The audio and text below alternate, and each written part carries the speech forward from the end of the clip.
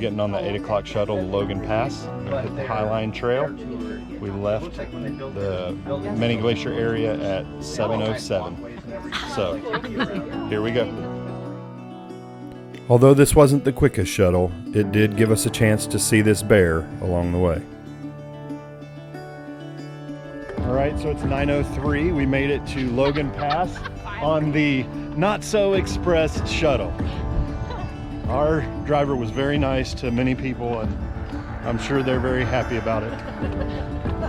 We, on the other hand, well, we weren't as happy. We're just happy to be here. That's right. The shuttle will drop you off at the Logan Pass Visitor Center, the hub for much of the activity that takes place in Glacier National Park. We made our way across the road to the beginning of the Highline Trail. As you can see from this sign that we're about to look at, we had a trek in front of us. You can see the Many Glacier Campground is at 15.2 miles. So straight ahead, we are looking at the garden wall on the right. It's an arête that was carved with having glaciers on both sides. And then to the left of the arête, the first green mountain is Haystack Butte. Beyond Haystack Butte, the tan triangular peak with a little building on top, if you can look that close, is Swift Current Peak. So we'll be going over to the next valley right at Swift Current Peak. We'll go over the pass. And the little, I don't know all of them out there, but the next set of like several mountains, like looks like three together, Stony Indian Peaks. Nice. Very early on in this hike, you hike right along this ledge for quite a while. You can see there's a handhold along the edge if you need it. We didn't need it, but down below you can see cars passing by on the road. That road is the Going to the Sun Road, which is one of the most famous features in Glacier National Park for tourists to drive. No matter where you go in Glacier National Park, the views are incredible. But along this hike, this is what we had to look at. Simply incredible.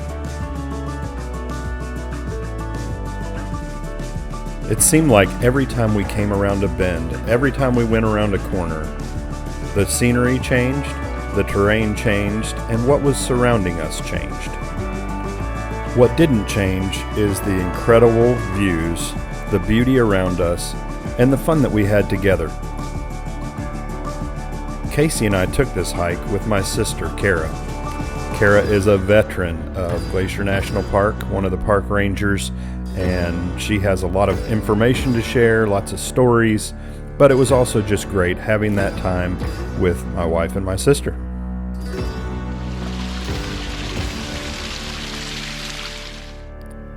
The Highline Trail is an extremely popular hike, and for good reason. At every step, at every turn, hikers enjoy spectacular scenery as the Highline follows along the Continental Divide, also known as the Garden Wall. The exceptionally beautiful views, the excellent opportunities for spotting wildlife, and the wildflowers all combine to make this a hike you'll remember the rest of your life.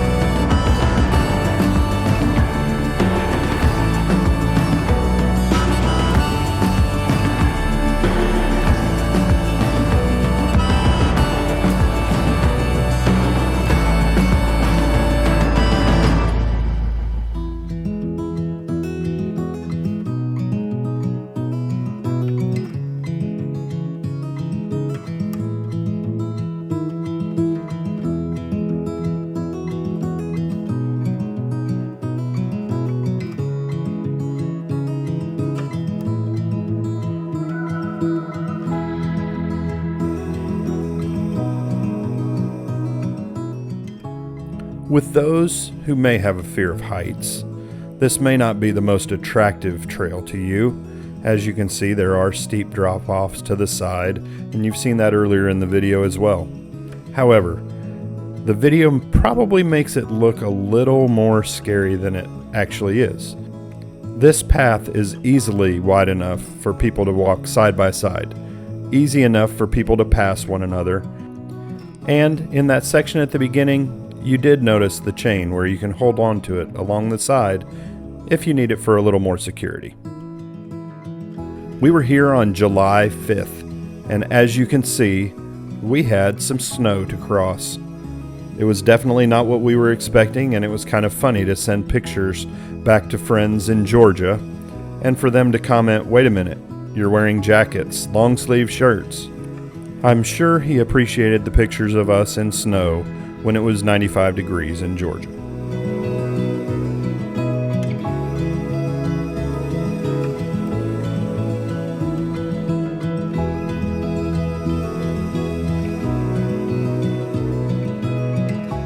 As we made our way around this bend and continued hiking on the trail, we had the opportunity to see our first wildlife on the trail. I don't know if you'll be able to see it here in the video, but there is a mountain goat perched up on the hill, just enjoying some sun on this beautiful afternoon. After seeing the mountain goat, we had some more snow to cross, and here you can see my sister checking just to make sure it was good to cross, and we made our way across the snow, and then there was some more snow.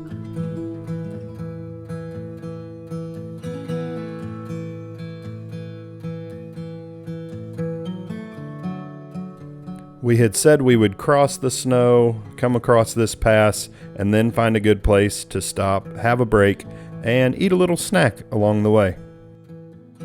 A famous person once told me that hiking is really just about eating snacks in really cool places.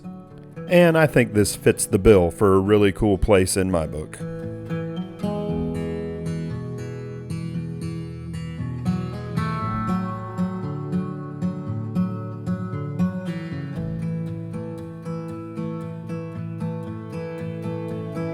As we continued to hike, you can see that we were getting closer and closer to the garden wall.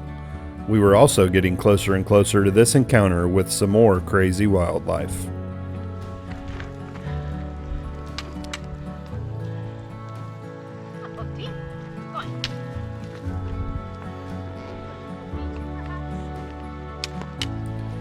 The woolly marmot is a fixture in Glacier National Park, and this wouldn't be the last one we would see this day.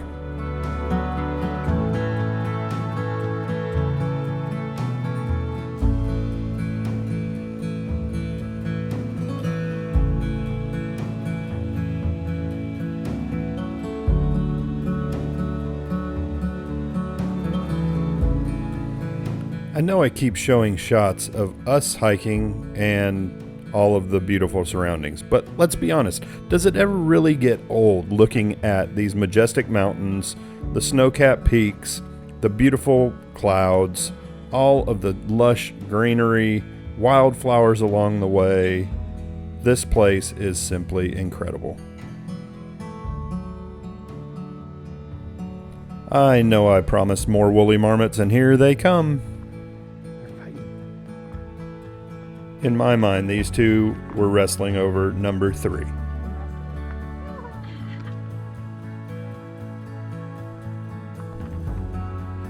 I want the girl. No, I get the girl.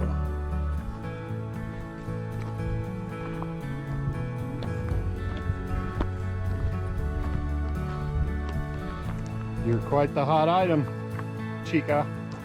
Over up to the glacier overlook. So up here at this at the rocky, where the rocks end and it turns to trees, but before the trees. This overlook. And from there you can look down on Salamander, Grinnell Glacier, Grinnell Lake.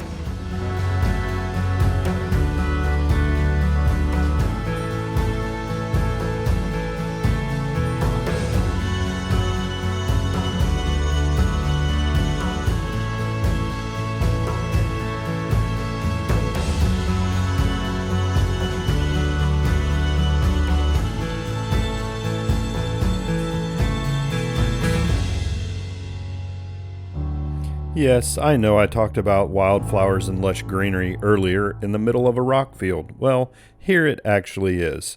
And as we made our way through, we got to see this deer that was hanging out and grazing on some bear grass and various things here.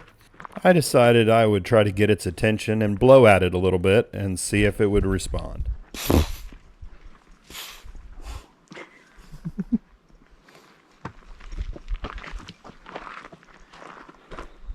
You knew just how to get her to look up. I wonder if somebody peeped. The Garden Wall Trail offers exceptional views. At only 0.8 miles, it's a short hike, but it is literally straight uphill. We opted out of that because we knew we had a lot of mileage ahead of us, and we made our way to the Granite Park Chalet, where we were going to stop and have lunch.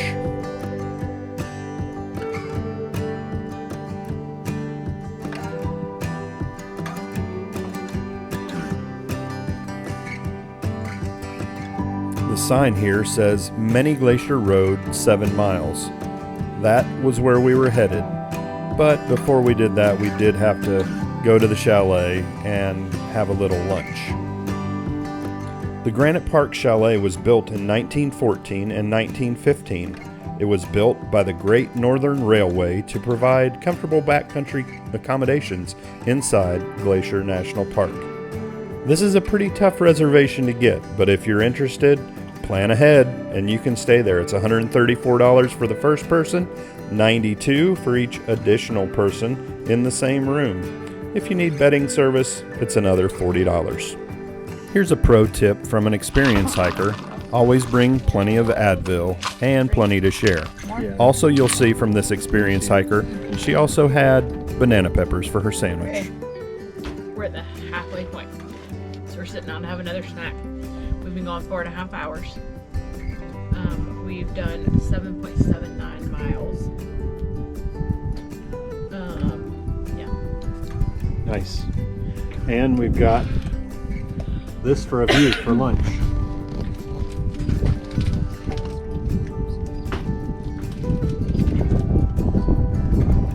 That's Heaven's Peak in the distance there. Correct? Uh-huh. The big one with the snow. Big one with the snow. All right, our bellies are full. Their bladders are empty. And we are headed down. What time is it?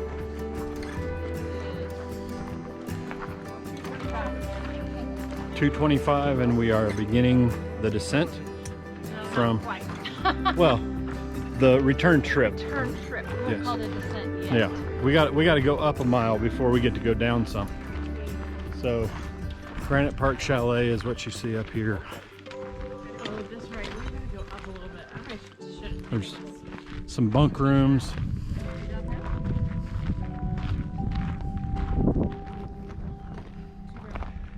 I wish I had my ride hitched to the post here. We could ride it back. Granite Park hitching post. We enjoyed our lunch and the break, and then we were back on the trail for the 7.5 miles back to Many Glacier Road. If you haven't already done so, please subscribe to our channel. Hit that notification bell and you'll be notified when the next video comes out. The conclusion of our hike back to Many Glacier Campground from the Granite Park Chalet.